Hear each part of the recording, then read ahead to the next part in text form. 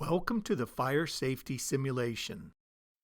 This simulation has three parts that address three components required to support a fire, how the mass of a substance changes when burned, and how to put out different types of fire. To begin, select the Part 1 button on the bottom of the screen. Observe the materials on the screen. Review the question and possible answers on the bottom of the screen and select the number below the scale that matches your answer. Choose the Ignite button on the left side of the screen and observe the results.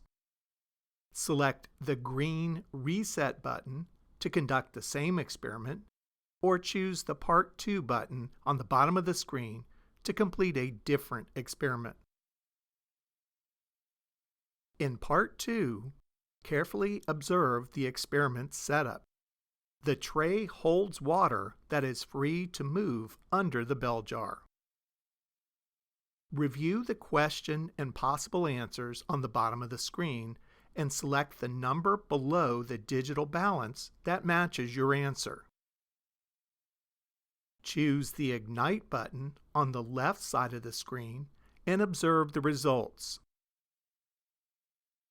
Select the green Reset button to conduct the same experiment, or choose the Part 3 button on the bottom of the screen to investigate different types of fires.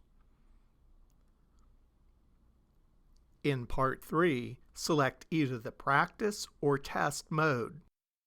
The Practice mode provides you with feedback, while the Test mode offers none. Once in the Practice mode, select the New Fire button and observe the material burning on the screen. Choose one of the 7 fire extinguishers on the bottom of the screen that will put out this type of fire. Select the New Fire button to observe a different type of fire and the best extinguisher to put out that fire. To move to the Test mode, select the Reset button and then the Test button. Once in the Test mode, select the New Fire button and the best fire extinguisher to put out that type of fire. After selecting the extinguisher type, on your lap sheet list the type of fire and the 12-character ID code displayed on the top of the screen to have your teacher evaluate your answer.